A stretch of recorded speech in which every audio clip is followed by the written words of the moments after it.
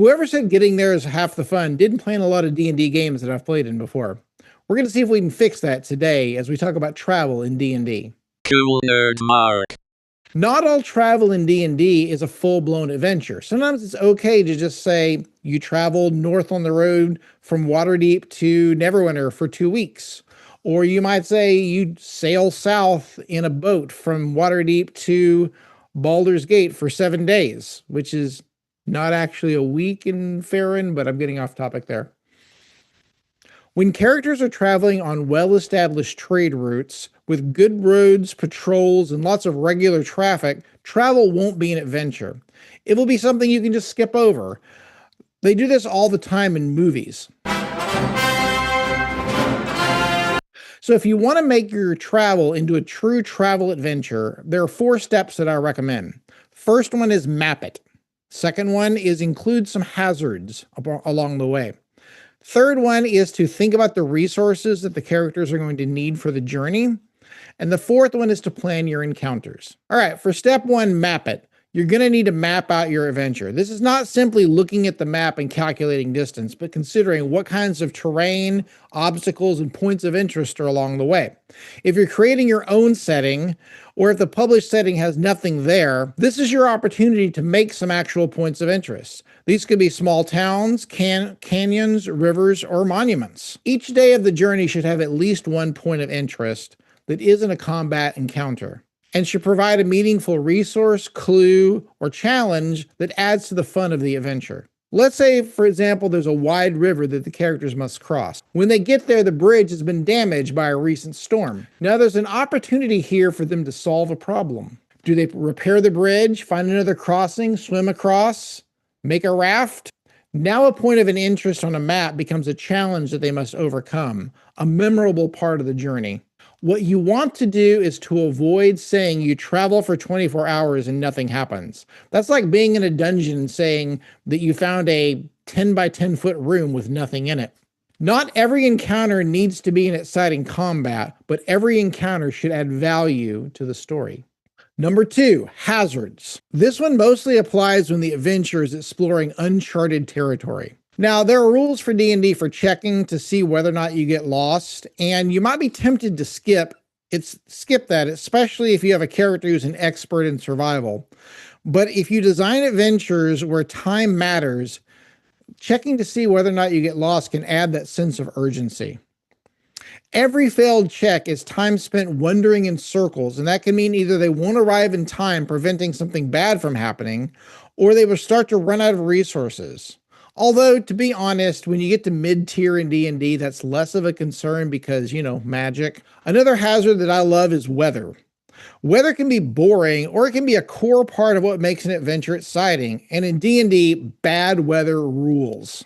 I'm just going to briefly say here that including interesting weather can make a trip feel like an epic journey. I believe in this so much that my next episode is going to be 100% about weather in D&D, but we'll save that for later. Equipment failures can be something simple like a backpack breaking or getting ants in your backpack. But when the trip includes like a vehicle, like a wagon or a ship, an equipment failure can mean long delays or even death. Make sure if you're going to have an equipment failure, you have it happen at the worst possible time, and it makes it even more interesting. Like if the boat's going to spring a leak, have it do that during a thunderstorm. A classic fantasy trope involves going through forsaken lands, such as a forest filled with poisonous plants, or a swamp that carries an ancient plague, or a canyon filled with noxious gases. Why would the players travel through such a place? Well, maybe it's to avoid notice if they're going behind enemy lines and they don't want to take the more established route. They might have to take that more dangerous route. Or maybe they're trying to take a shortcut to save time. Or maybe what they're looking for is in a dangerous place because it's a great place to hide a treasure. Finally, in a magical world, there should be supernatural hazards. A swamp of sadness, a wild magic zone, or a river with cursed water should absolutely be part of your adventure. Something that reminds them that you're definitely not in Kansas. I mean, I've never been to Kansas, so I can't really judge, but you know what I mean. Number 3, managing resources. While this is usually a low-level problem, resources like food, water, ammunition, and healing supplies can create some challenges for players on extended journeys. There are rules for going without food and water in the player's handbook, and I just wonder how many GMs have never used them. Usually a journey is so short or uneventful that characters have plenty of rations, and a lot of GMs handwave this because players travel along rivers or on established roads. Putting players in a situation where finding food and water is challenging can be a lot of fun. A lot of fiction does this when there's a shipwreck or when characters find themselves in a place that's far from civilization. Just finding the basics of food, water, and shelter can be an adventure unto itself. This is also one of the potential consequences of getting lost. I also love that you can make your rations, your food, and your water last longer by foraging, hunting, fishing, or finding places to gather water. Because this is another opportunity to set up challenges and allow players to use their skills and their spells creatively. Number 4, encounters. You should have both planned and non-planned combat encounters. These encounters should not automatically be combat, but they can be. Think about why the creature that they face lives there and why a group of wandering characters might be a threat or an opportunity. Very few monsters just murder every living thing they see, but perhaps the PC's presence is a threat to their territory, or the PCs have something that they might want. Even if you're including this for the purpose of having a fun fight, think about how it could be solved another way, which gives the players agency to choose how to solve the problem. The difference between a planned and a random encounter is that the planned encounters are part of the story and the random encounters are part of the setting. If a rival group of NPCs crosses their path or is racing to reach the same destination, that's planned. If they are traveling through the forest and wander into the territory of a group of wyverns, this could be random.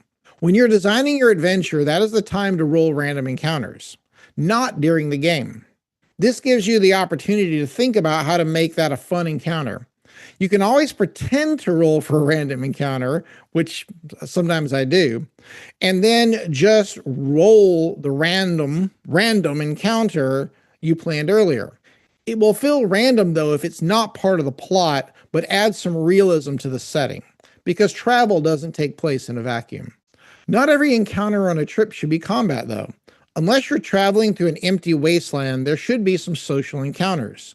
These are not just for flavor. It's an opportunity to trade resources, to learn about what's up ahead on the journey by talking to people, and to possibly have a confrontation, such as a patrol asking for a road tax.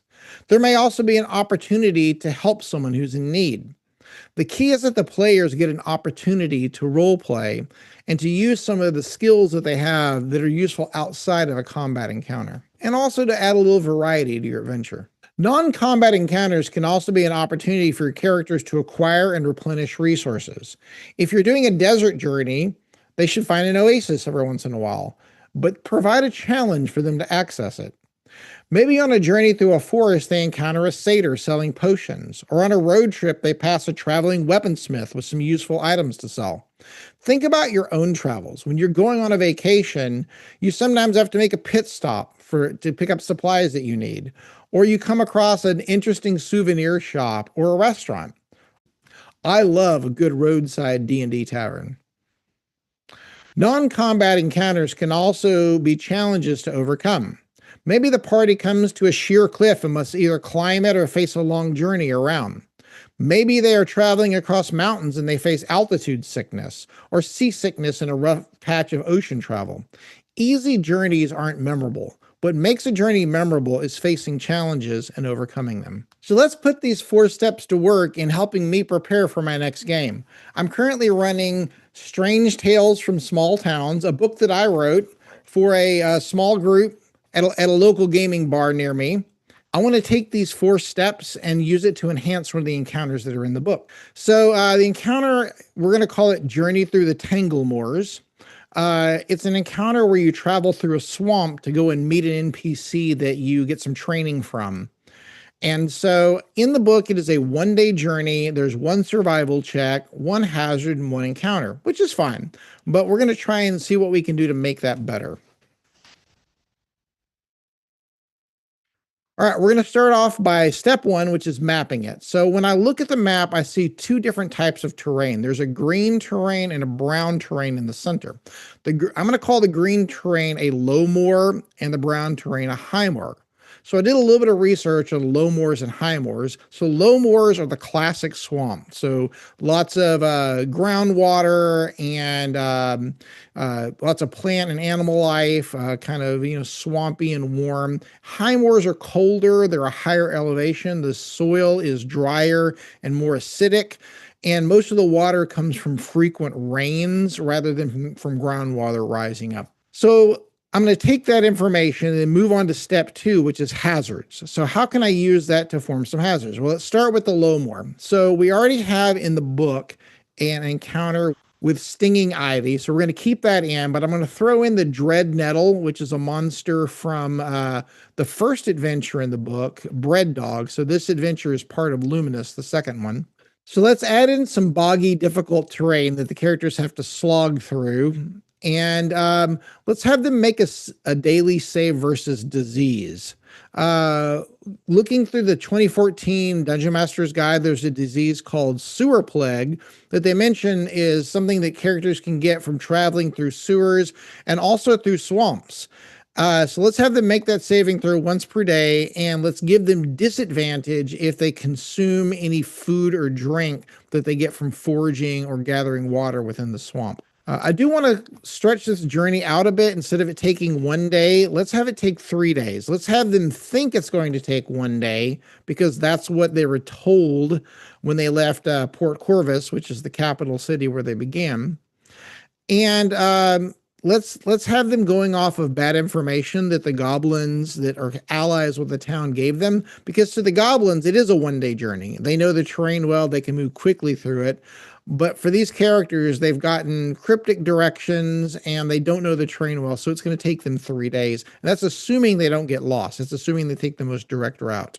So there's a risk if they didn't bring along more than a day's worth of food or water that they're going to run out of supplies and that they'll have to forage for that and then face that consequence of having to roll with disadvantage on the save versus the swamp disease. I already have a will-o-wisp encounter that's in the book where the will-o-wisps are directing some crocodiles.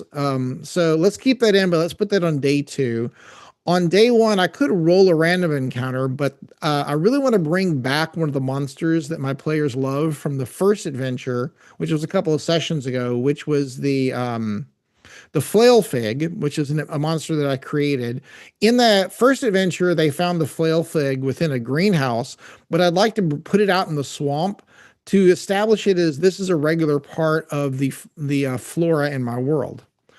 Or the fauna, I'm not quite sure. I mean, it is a living creature, so that can move and throw things at the PCs. So maybe it's a flora fauna mix. Well, I want to put it out in the swamp and then sprinkle in some of that dread nettle in between. So you have the hazard and the trees, and maybe when they see the horrifying flail fig, they'll just run the other direction. But they might want to stick around because my players actually harvested some of the poison pods that the flail fig can throw and use them successfully actually in the last session. So they might want to risk it to gather some more of that resource. So when they reach the high moor, I'm going to have a new hazard because I did a little bit of research on the acidic soil. And what I found was that just touching the soil doesn't really cause, or being among it doesn't really cause difficulty, but long-term exposure can cause sickness and other problems.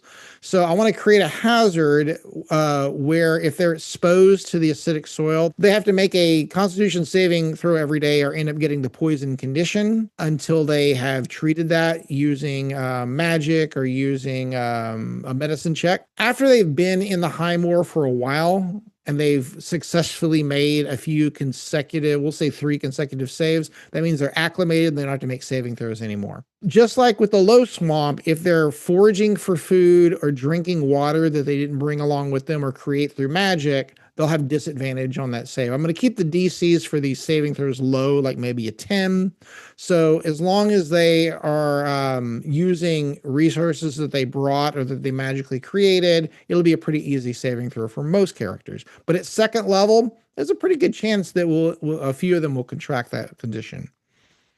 So I do want to include a random encounter in the high moor, and I checked in the 2014 and in the 2024 Dungeon Master's Guide. The 2024 Dungeon Master's Guide doesn't have any random encounter tables, although it talks about them.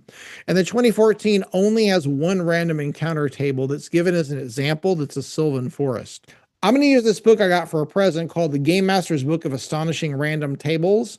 And in that book, they have some random swamp tables. In fact, they have them divided by level. So we're gonna roll right here a die, and looks like I got a 10. So I got a giant constrictor snake, but I'm not going to use that because we had that in my last game. So sometimes you got to roll more than twice. And you know what? I do believe I said in my last adventure that I like rolling with advantage on random tables to save time. So let's do that right now. So I either got an encounter with kobolds or an encounter with were-rats. I think I'm going to go with the were-rats because that really fits in well with the fact that we had in a previous adventure where there were some giant rats. And so I think they'll encounter some giant rats and think it's more of the same, and then they transform into humanoids, and that will be kind of more fun that way. Now that I've gone through all 4 steps of that prep, I have a more interesting adventure that I'm really excited about running next week. It's a dangerous business, Frodo, going out your door. You step into the road, and if you don't keep your feet, there's no knowing where you might be swept off to.